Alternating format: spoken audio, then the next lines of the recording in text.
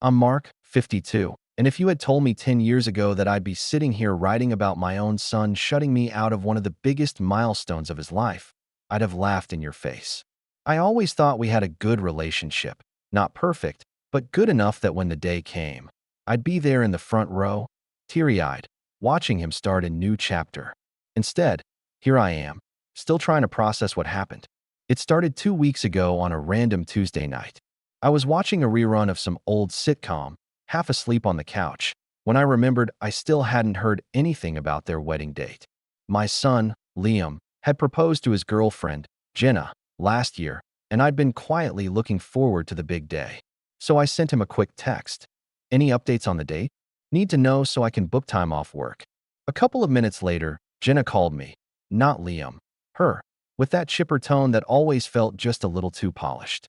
Oh, we already had the ceremony, she said, almost like she was sharing a piece of gossip. Just close friends were invited. It was very intimate. I remember just sitting there, phone in hand, blinking at the wall for a solid 5 seconds. I asked her to repeat it, thinking maybe I misheard. Nope. They'd gotten married quietly the weekend before, and apparently close friends did not include me, his only living parent. I asked if there was a reception planned, maybe something for family, and she just laughed and said, "Oh, we might throw a casual party later, but honestly we wanted it to be small, you know? Less drama. Less drama." That one stung. I hung up politely, but inside, I was fuming. Not because I missed some fancy dinner or a chance to dance awkwardly in a suit, but because of what it meant. This wasn't just about a wedding. This was them telling me, loud and clear, that I wasn't part of their inner circle. And that hurt more than I wanted to admit. I didn't call Liam right away, partly because I didn't trust myself not to yell, partly because I wanted to cool off before saying something I couldn't take back. For the next few days, I kept turning it over in my head. Was I really such a bad dad? Did I say something that pushed him away? I was there when he graduated, when he bought his first car, when he needed someone to co-sign the lease on their apartment. I thought I'd been supportive without being overbearing, but maybe I missed something. Every time I thought about calling, I'd get that sour taste in my mouth and decide against it. Then, a week later, Jenna called again. This time her voice wasn't chipper, it was tight, like she'd been crying. She told me their rent was overdue and asked if I could transfer some money to help them out, just this once. And I swear, something inside me just clicked. Because in that moment, all I could think was, you had no problem leaving me out when it mattered to you, but suddenly I'm supposed to swoop in like a superhero when you need a bailout? I bit my tongue, kept my voice even, and just said, "Funny, I save that for people who invite me to things." She went quiet, really quiet. Then she muttered something about me being petty and hung up. I sat there staring at my phone long after the call ended, my heart pounding, because that was the first time I'd ever said no to them. And I wasn't even sure if I felt guilty or liberated. Maybe both. But that one decision, that one refusal, set off a chain reaction I wasn't ready for. The texts started coming in the next day, first from Jenna, then from Liam, then from a couple of her friends I barely know. Some were polite, some not so much. One of them flat out told me I should be grateful to even have a daughter-in-law, because some dads don't even get to see their kids get married. That one almost made me laugh out loud, like that was my choice. I didn't reply to any of them. Instead, I started digging through my old emails and bank records, looking at every transfer I'd ever made to help them out. And let me tell you, there were a lot.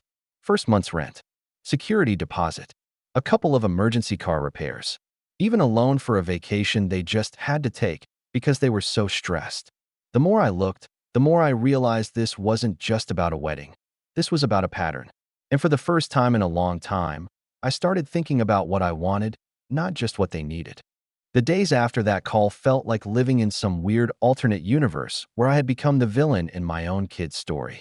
At first, there was just silence, no messages, no calls. I figured they were stewing, maybe expecting me to cave first.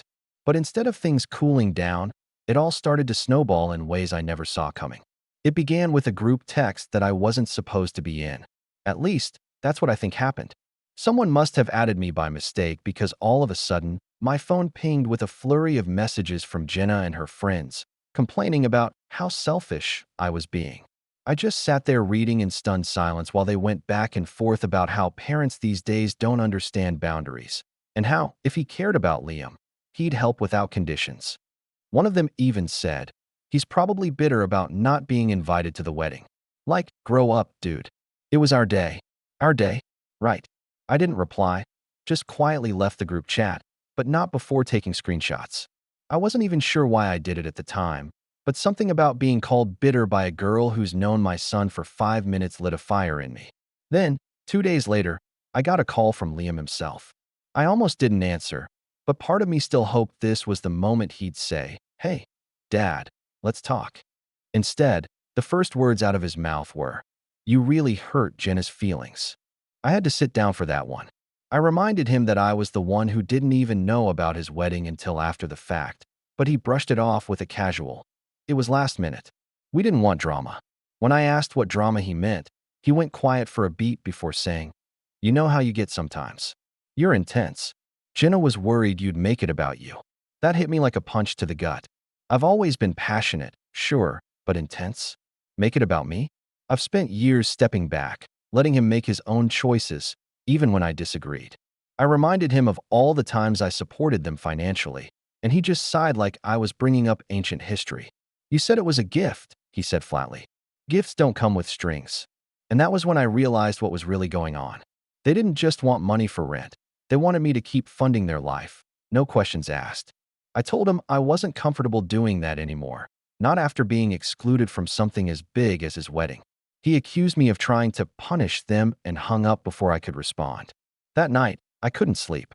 I kept replaying the conversation in my head, wondering if maybe I really was punishing them. But then I'd think about Jenna's smug laugh when she told me I wasn't invited, about the group chat, about the dismissive tone in Liam's voice. And the more I thought about it, the more it felt like I wasn't punishing them. I was finally setting a boundary they weren't used to. The next weekend, I went to a family barbecue at my cousin's place, something I almost skipped because I wasn't in the mood for small talk. And that's where things got worse. Apparently, Jenna had been busy telling her side of the story to anyone who would listen, because within 5 minutes of walking in, my aunt pulled me aside and asked why I was withholding rent money from the kids. I had to laugh at the way she said kids, like they were 16 and grounded for breaking curfew. I explained, as calmly as I could, that Liam and Jenna were both adults, both working, and that I'd already helped them plenty. She frowned and said, "Well, Jenna said you're being spiteful because you weren't invited to their wedding." I swear, I could feel the vein in my temple throbbing. I wanted to yell, to tell everyone the whole story, but I just smiled tightly and said, "Funny, I didn't realize setting boundaries was considered spiteful now." Then I grabbed a plate of food and tried to avoid everyone for the rest of the afternoon. But it didn't stop there. Over the next few days, I started getting passive-aggressive messages from other relatives, little digs like, "Family is supposed to help each other," and "You can't take it with you when you're gone." Someone even sent me a link to an article about estranged parents and how they regret not making amends before it's too late. It was like a slow drip of guilt tripping every single day. And yet, with every message, something strange happened. I got calmer. Not because I didn't care, but because I was starting to see the bigger picture. For years, I'd been quietly paying, quietly showing up, quietly helping. And somewhere along the line, they stopped seeing it as kindness and started seeing it as an obligation. Then came the final straw. Last Thursday, Jenna posted a picture on social media of a brand new set of patio furniture, with a caption about how sometimes you just have to treat yourself. And there, in the background of the photo, was a stack of unopened bills on their kitchen counter. The comments were full of people complimenting the furniture, calling it a great investment. And all I could think was, "So you have money for that, but you're calling me for rent?" That's when I decided I was done playing the bad guy in their version of this story. If they wanted to paint me as the villain, fine, but I wasn't going to sit back and let them control the narrative. I pulled out every bank statement, every receipt, every transfer I'd ever made to them, and started putting together a neat little folder. Not to throw in their faces, but to remind myself, and maybe them, that I had been there, that I wasn't some absentee dad they could spin into a scapegoat when it was convenient. And as I looked at that growing pile of papers, I felt something I hadn't felt in weeks: clarity. Because now, this wasn't just about a wedding or even rent money. This was about respect. And I was done letting them take mine for granted.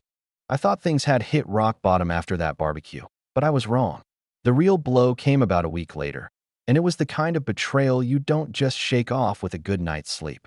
It was a quiet Sunday morning.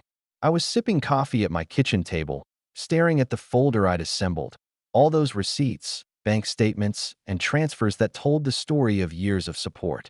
Part of me was still debating whether I should share it with Liam as a way of saying, "Look, I've been in your corner this whole time." I was halfway through that thought when my phone buzzed with a notification from my bank. At first, I assumed it was just another balance update, but the subject line made my stomach drop. Transfer pending, $1,200. My heart started hammering as I opened the app. Sure enough, someone had initiated a transfer from my account, my joint emergency fund, the one I'd set up years ago so Liam could access it in case of a real crisis. It was an account I'd honestly forgotten about because it had never been touched. And now, there it was, a pending transfer to Liam's checking account. I sat there frozen for a few seconds, half convinced it was a mistake. I called the bank immediately, and the representative confirmed that the transfer was initiated online using the joint account login, the one Liam still had. I canceled the transfer on the spot, but I could feel my hands shaking as I set the phone down. This wasn't a misunderstanding. This wasn't Jenna crying about hurt feelings. This was my own son reaching into an account I had trusted him with and trying to pull money without so much as a text. I didn't even wait. I called him right then, my voice sharper than I intended. "Why are you trying to take money from the emergency fund?" There was a long pause, then a casual, almost annoyed sounding. "Because we needed it. You weren't helping, so I figured you wouldn't mind." "It's for rent." "You figured I wouldn't mind?" I repeated, incredulous. "Liam, that account is for emergencies, for both of us. You didn't even ask. We're about to get kicked out of our apartment," he snapped back. "If that's not an emergency, I don't know what is. You left me no choice." And there it was. The words that cut deeper than anything Jenna had ever said. "You left me no choice." Like I was the one forcing him to cross a line, like I was somehow to blame for his decision to go behind my back. I told him I had canceled the transfer and that the account was no longer joint. His voice went cold. "So that's it? You're just going to watch us get evicted?" "No," I said quietly. "I'm going to watch you figure it out like an adult. That account was about trust, Liam, and you just broke it." He hung up without another word. I sat at my kitchen table for a long time after that, staring at my coffee gone cold, trying to reconcile the boy I raised with the man who had just tried to sneak money out of my account. My mind kept going back to all those moments, teaching him how to ride a bike, staying up late to help him with science projects, working overtime so he could go on that senior class trip. I'd done all of it because I loved him, not because I expected anything in return. But this felt like a slap in the face. And then, just when I thought the day couldn't get any worse, Jenna called. I didn't want to answer, but curiosity got the better of me. The moment I picked up, she launched into a tirade about how cruel I was being, how I was jeopardizing their future. She said I should be ashamed of myself for letting pride get in the way of helping my son. I tried to stay calm, but when I told her what Liam had done, the attempted transfer, she didn't even sound surprised.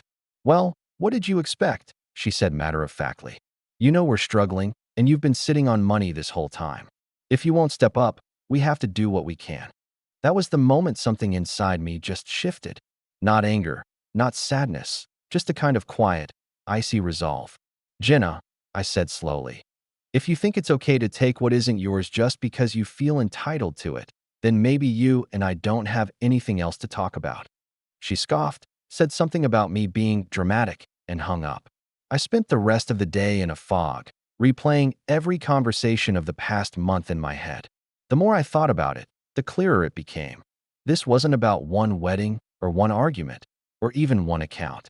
This was about respect, trust, and the fact that somewhere along the line, Liam and Jenna had decided I was just a wallet with a pulse. That night, I poured myself a drink and sat down with the folder I'd assembled. But instead of feeling proud of all I'd done for them, I felt something else entirely. Betrayed, yes, but also strangely free. Because now I knew exactly where I stood. And if they thought I was just going to roll over and keep funding their life after this, they were about to find out just how wrong they were. And that's when I started planning what I would do next, not out of spite, but out of a need to finally draw a line so bold, so undeniable, that they could never pretend not to see it. The days after that phone call were some of the loneliest I can remember. It wasn't just that Liam had crossed a line, it was the silence that followed. For almost a week, there were no calls, no texts, nothing. My phone sat on the counter like a dead weight, and every time it buzzed, my chest would tighten, only to see it was just a work email or some random spam message. I didn't tell anyone what happened at first. Part of me was embarrassed. What parent wants to admit that their own child tried to take money behind their back? The other part of me still hoped, maybe foolishly, that Liam would call and apologize, or at least try to talk things through. But that call never came. Instead, I started hearing things from other people. A cousin texted me, asking if it was true that I'd cut Liam off completely. A neighbor mentioned that Jenna had posted something cryptic online about toxic family members who care more about control than love.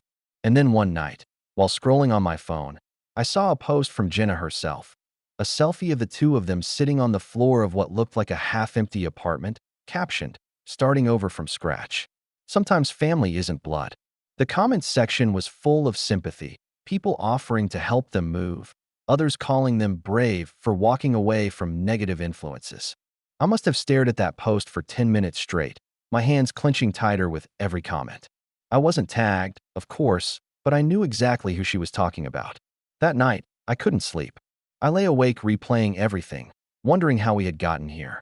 I kept thinking back to when Liam was little, how I used to carry him on my shoulders, how proud I was when he got into his first-choice college. I thought about the night he called me after proposing to Jenna, how excited he sounded, how I could hear the happiness in his voice. And now? Now I was the villain in their story, the bad guy who had abandoned them. The guilt was crushing. Even though I knew, rationally, that I had every right to draw a line, my brain kept whispering, what if you pushed too hard? What if you could have handled it differently? I threw myself into work to keep from thinking about it too much, staying late at the office, volunteering for projects no one else wanted. But no matter how busy I kept myself, there was always this heavy, hollow feeling in my chest when I came home to an empty house. Then came the eviction notice. Not for me, for them. A mutual friend sent me a picture of the notice taped to their apartment door. Seeing it in writing made everything feel 10 times heavier. I knew they were going to blame me. And sure enough, the next day, I got a single text from Liam. "We're officially out. Hope you're happy." "No, Dad. No, we need to talk." Just that. I didn't reply. Not because I didn't have anything to say, but because at that point, I didn't trust myself not to say something I couldn't take back. I put my phone down, walked outside, and just kept walking until I found myself at the park a few blocks away. I sat on a bench for over an hour, just breathing, watching kids run around the playground. Somewhere in that quiet, I realized I was done waiting for an apology. I was done hoping they'd see things from my side. If Liam and Jenna wanted to rewrite me as the antagonist in their story, I wasn't going to keep fighting to be the hero. But that didn't mean I was just going to roll over, either. Over the next week, I started quietly taking stock of everything. My finances, my will, even my emergency contacts. I made an appointment with my lawyer, something I'd been putting off for months. When we sat down together, I told him I wanted to review my estate plan. "Thinking of making changes?" he asked casually. "Yes," I said, my voice steady. "Big ones." We went through everything. The house, the accounts, the retirement funds. I asked him what my options were if I wanted to make sure certain people wouldn't be able to access anything without my explicit consent, both now and in the future. He gave me a list of suggestions, trusts, beneficiary changes, clauses that could be added to the will, and I took notes on every single one. Walking out of that office, I felt something shift inside me. Not anger, not bitterness, just clarity.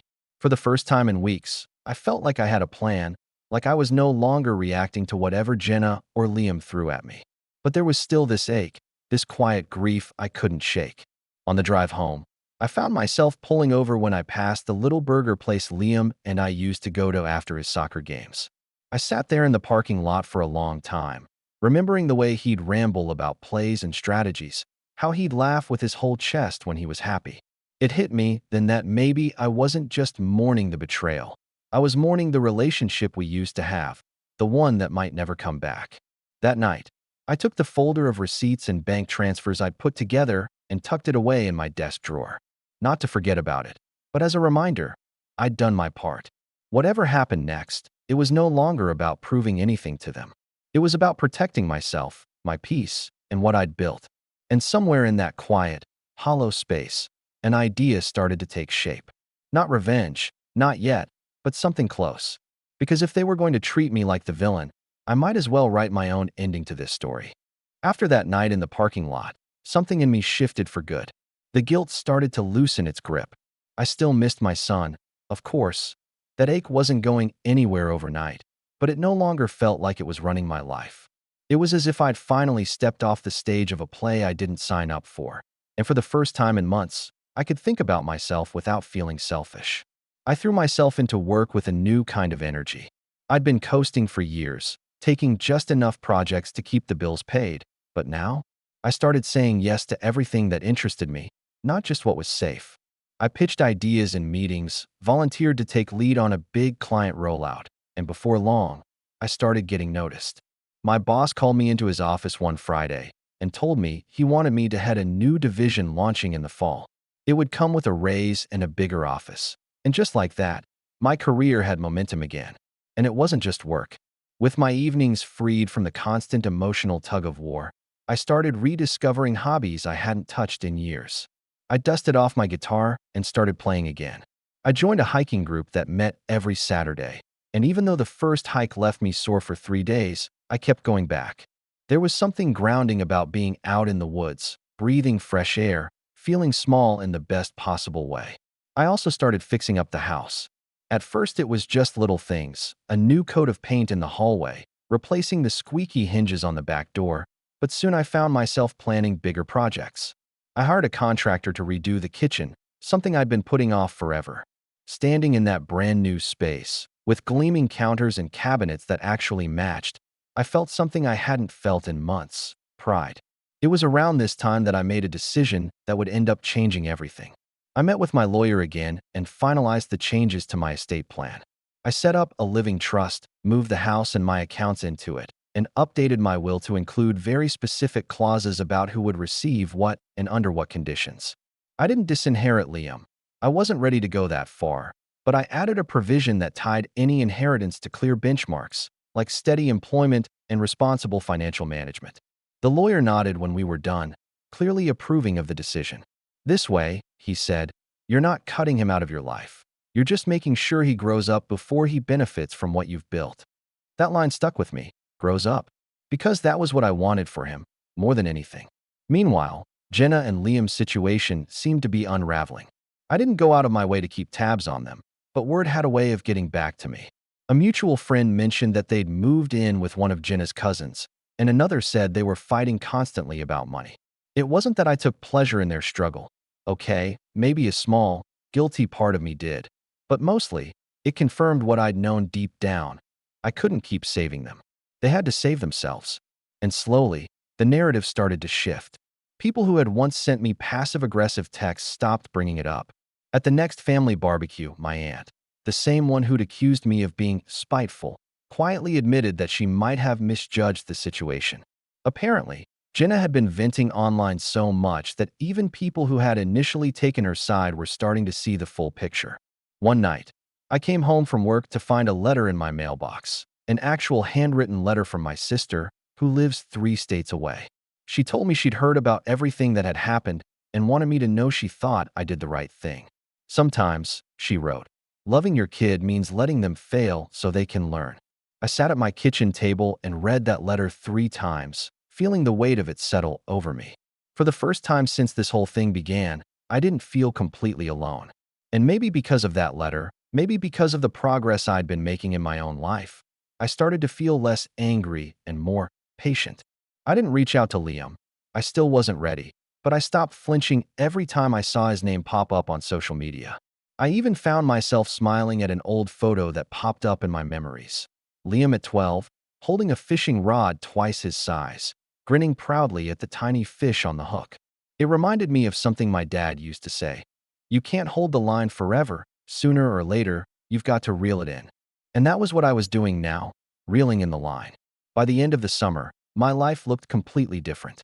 I'd been promoted, I'd gotten into the best shape I'd been in for years thanks to the hiking group, and my house was finally a place I loved coming home to. Friends who hadn't seen me in months commented on how much lighter I seemed, how much more at peace I looked. And the truth was, they were right. I felt stronger, more grounded, more in control than I had in a long time. But even as things improved, there was a quiet resolve building in me, a sense that this story wasn't over yet. Because sooner or later, Liam and Jenna were going to come back around, whether out of necessity or remorse. And when they did, I was going to be ready, on my terms this time. Fall rolled around, and with it came a string of changes that would put me in a position I never expected to be in, a position that, frankly, I hadn't even thought about before all of this started. The new division at work launched without a hitch, and the client rollout I led turned out to be one of the most successful projects the company had that quarter. Suddenly, I wasn't just the guy who had been quietly doing his job for years. I was being invited to executive lunches, asked to sit in on meetings I'd never been part of before. My name started coming up in conversations about promotions, about bonuses, about things I'd never seriously thought were within reach for me. I won't lie, it felt good. After months of feeling powerless, after watching my relationship with my son unravel, I was finally in a place where I had control again. And that confidence started bleeding into other areas of my life. One afternoon, while organizing some old files, I came across the paperwork for the apartment lease I had co-signed for Liam and Jenna. I'd honestly forgotten that my name was still on it. My first instinct was to shred it, clean slate, no reminders, but something told me to read through it carefully. And that's when I noticed something. A clause buried in the fine print that made me, as co-signer, not just financially responsible, but also a point of contact for the landlord. Which meant that even though they'd moved out, the landlord was still sending me copies of every statement, every late payment notice. I called the landlord's office that day, partly out of curiosity, partly because I wanted to make sure my credit wasn't being quietly destroyed by unpaid rent. The property manager told me they'd settled their outstanding balance just before moving out, but then she lowered her voice and said, "Off the record, I think you should know they weren't exactly model tenants." There were multiple complaints from neighbors about noise and one incident with property damage. I thanked her for the information, and after I hung up, I sat there thinking. It wasn't about the property damage itself. That wasn't my problem anymore. But the realization that Liam and Jenna's situation had been even more chaotic than I'd known. And that's when the pieces started clicking together. I still had that folder of receipts and transfers, now neatly organized with tabs and dates. I had legal documentation that tied me to their financial history, at least partially. And I had a growing network of influence at work and in the community, people who respected me, who listened when I spoke. For the first time, I realized that if I wanted to, I could shape the narrative. I didn't mean running around gossiping about them, but if push came to shove, if they tried to paint me as the villain again, I had the ability to set the record straight in a way that couldn't be ignored. Then came the phone call that changed everything. It was from my financial advisor, reminding me about the annual review of my portfolio. I almost postponed the meeting. Work had been busy, but something told me to keep it. During the review, we went over my accounts, my investments, my retirement plan. And that's when he pointed out that I had more liquidity than I realized, enough to make some major moves if I wanted to. "You could buy property," he said casually.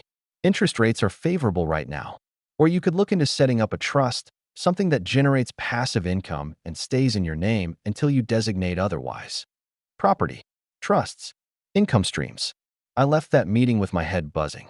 For years, I'd just been focused on keeping things stable, paying bills, setting aside a little for the future, but now I saw an opportunity to build something lasting, something that could secure my future on my terms. Within a month, I put an offer down on a small rental property across town. Nothing fancy, just a 2-bedroom duplex in a quiet neighborhood, and closed on it.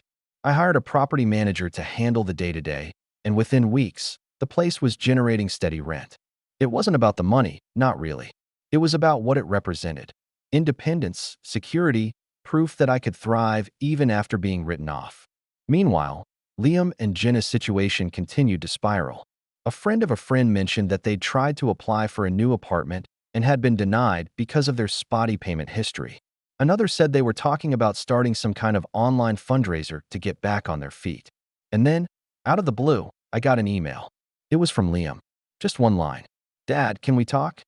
I stared at it for a long time, my cursor hovering over the reply button. A few months ago, I would have answered immediately. But now, Now I was in a different place, stronger, calmer, less willing to bend just to keep the peace.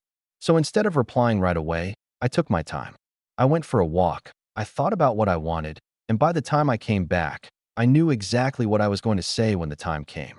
Because if we were going to have this conversation, it wasn't going to be a shouting match or a guilt trip. It was going to be on my terms, with every card I had laid neatly on the table. And whether they were ready for it or not, that conversation was going to change everything. I didn't reply to Liam's email right away. Instead, I sat with it for a few days, letting the weight of his words settle. I wanted to be sure, absolutely sure, that when I finally sat down with him, I wouldn't let emotion cloud my judgment. I'd spent months building my life back, putting up boundaries, and gaining back my confidence. This conversation wasn't going to undo all of that. When I finally wrote back, I kept it simple. Yes, let's meet in person. My house, Saturday at 3. No long explanations, no softening the edges. Just clear and direct. Saturday came, and for the first time in months, I found myself pacing my living room, feeling a strange mix of calm and anticipation. I'd set everything out neatly on the table, the folder with every bank transfer and receipt, copies of the co-signed lease, even the revised estate plan, not as a weapon, but as evidence. At exactly 3:05, I saw Liam's car pull up. He came alone. That surprised me a little. Part of me expected Jenna to be with him, ready to jump in the moment things got uncomfortable. But maybe that was a good sign. He looked tired when he walked in. Not just physically tired, but worn down, like the last few months had aged him. For a second, a small, quiet part of me wanted to just hug him and pretend none of this had happened. But then I remembered the attempted bank transfer, the late-night calls accusing me of abandoning them, the social media posts. We sat across from each other at the kitchen table. The silence stretched for a long moment before he finally spoke. "Dad, he trailed off, running a hand through his hair. "Things have been rough. We're staying with Jenna's cousin right now. It's not great. I just wanted to say." I held up a hand. "Before you say anything, I need you to listen." He blinked, clearly not used to me taking control of the conversation. "I'm not going to yell, and I'm not here to punish you," I said slowly. "But you need to understand what the last few months have looked like from my side." I slid the folder toward him and watched as he opened it. "This," I said, tapping the first page, "is every transfer I've ever made to help you. First month's rent, deposits, repairs, even that vacation fund you swore you'd pay back and never did. This," I pointed to another tab, "is the lease I co-signed. I kept my credit on the line so you could have a roof over your head." He flipped through the pages, his expression shifting from confusion to guilt. "And this," I said finally, sliding over the last document, "is the account you tried to pull money from without asking. The account that was supposed to be for emergencies, real emergencies. You didn't ask, Liam. You just took. And that broke something between us." He swallowed hard and didn't say anything for a long moment. Finally, he whispered, "I didn't know what else to do." "That's the problem," I replied quietly. "You went to the money before you came to me. You turned me into a bank before you tried to talk to me as your father." He put the folder down, his hands trembling slightly. "I get it. I messed up." For a moment, the kitchen was completely silent except for the faint hum of the fridge. Then I took a deep breath and leaned back in my chair.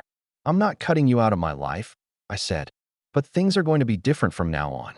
I've set up a trust, one that you can access once you've shown you can hold a steady job for a year and maintain a basic savings account. Not because I want to control you, but because I need to know you can stand on your own 2 feet before I help you again." He stared at me like he wasn't sure whether to be angry or relieved. "So this is what? A test?" "No," I said calmly. "This is a boundary. You want my help? You earn it. You show me you can handle it. Otherwise, we're just going to end up back here again in a few months." For the first time since he'd walked in, I saw something shift in his expression. Not anger, not defiance, but something closer to respect. "That's fair," he said finally, his voice quiet. We sat there a while longer, talking, really talking, for the first time in what felt like years. He admitted things had been harder than he let on, that Jenna's cousin was getting tired of them being there, that he was scared of failing. I didn't sugarcoat my responses, but I did tell him I believed he could turn things around if he really wanted to. When he finally stood to leave, he looked at me like he wanted to say something else, but all he managed was, "Thanks for hearing me out." I watched him drive away, feeling a strange mix of exhaustion and relief. This wasn't the dramatic showdown I'd once imagined, with shouting and slammed doors, but it was something better. It was the first real step toward putting us back on equal footing. And as I stood there in the doorway, watching the sun set over the street, I realized that this, calmly, firmly taking back control of the situation, was the revenge I'd been looking for all along. It wasn't about humiliating him. It was about making sure he understood that I wasn't going to be used, that I was someone he had to respect if he wanted me in his life. And now, finally, he knew. But deep down, I also knew this was just the beginning. Because if Liam could change, if he could really grow from this, then maybe, just maybe, we still had a future worth rebuilding. The weeks that followed that conversation were strangely quiet. Not the cold, heavy silence that had hung between us before, but something different. It felt like the air had been cleared. Liam didn't call right away, and I didn't chase after him. I think we both needed time to process what had been said that day at my kitchen table. Then, about 3 weeks later, I got a text. Started a new job today. First paycheck in 2 weeks. Thought you should know. I stared at the screen for a long time, a small smile creeping across my face. It wasn't a plea for money. It wasn't an argument. It was just information, sent voluntarily, like he wanted me to be part of the progress he was making. That became the rhythm for a while. Short updates, small signs that he was turning things around. He told me when he and Jenna found a small apartment they could afford without help, sent me a picture of the key when they signed the lease. There was pride in his messages now, not the defensive kind, but the real kind, the kind that comes from doing something on your own. I didn't respond with money or offers of help. I responded with encouragement, simple and steady. Good job. I'm proud of you. Keep going. It was around this time that Jenna reached out for the first time since the whole fallout began. She called me one evening, her voice softer than I'd ever heard it. I just wanted to say, I didn't handle things right, she said. I was angry, and I said things I shouldn't have. I see now how much you did for us, and I shouldn't have expected you to keep bailing us out. I didn't rush to reassure her or sweep it under the rug. Instead, I let the words hang in the air for a moment before replying. Thank you for saying that, I said finally. I'm willing to move forward, but things have to be different this time. She agreed, and for the first time, I believed she meant it. By spring, Liam had held his job for 6 months. He'd paid down a good chunk of his debt and even sent me a picture of his growing savings account balance like a kid showing off a good report card. And I realized something. This was exactly what I'd hoped for when I set that boundary. Not just to protect myself, but to push him to grow. One Sunday afternoon, I invited them both over for dinner. It was the first time they'd been back in my house since everything happened. I could tell they were nervous. Jenna kept smoothing her hair. Liam kept glancing at the folder on the counter where I'd left the trust paperwork. After dinner, I poured us each a cup of coffee and said, I think it's time we revisit that trust. Their shoulders tensed, like they were bracing for bad news. Instead, I slid a new document across the table, an amendment my lawyer had helped me draft. This releases the first portion, I explained. Enough for you to have a cushion, not to spend recklessly, but to give you some breathing room. Liam's eyes widened. You mean it? Yes, I said simply. Because you earned it. For a moment, neither of them spoke. Then Jenna reached across the table, resting her hand on mine. Thank you, she said softly. And I could tell she meant that, too. Not just for the money, but for giving them a chance to start over the right way. The next few months were different. They stopped calling me for every little problem and started telling me about their wins instead. They invited me over to their new place for dinner. Nothing fancy, just pasta and garlic bread, and it was one of the best nights I'd had in years. No tension, no unspoken resentment, just laughter and conversation. And here's the thing, that revenge I'd once thought I wanted, the dramatic moment where they'd finally see I'd been right all along, it didn't come in a single explosive scene. It came slowly, quietly, through every little moment of growth, every message from Liam saying he'd hit a new milestone, every smile that didn't carry guilt behind it anymore. The fallout, in the end, wasn't about me watching them crash. It was about watching them rebuild, piece by piece, into something stronger. And somehow, that felt better than any dramatic takedown ever could have. The final moment came one warm summer evening. We were sitting on their little balcony, sharing a couple of beers, watching the sun go down. Liam turned to me suddenly, Serious. Dad, he said quietly. I know we can't undo what happened, but I want you to know. I get it now. I get why you said no. And I'm glad you did. I felt a lump rise in my throat, but I managed to nod. Good, I said, my voice steady. Because I wasn't just saying no to punish you. I was saying no because I knew you could do better. He smiled, a little sad but mostly proud. And we did. As the last bit of sun dipped below the horizon, I felt something settle in my chest, a sense of closure, of peace. Not because everything was perfect, but because we'd finally come out the other side. And as I stood to leave, I clapped him on the shoulder and said the words I'd been holding on to since that day months ago when I canceled that transfer and set this whole chain of events in motion. You're standing on your own now, Liam. And that's all I ever wanted. He didn't say anything right away, just nodded, his jaw tight, his eyes shining. And for the first time since this whole mess began, I walked away knowing that the story wasn't just over. It had ended exactly the way it needed to.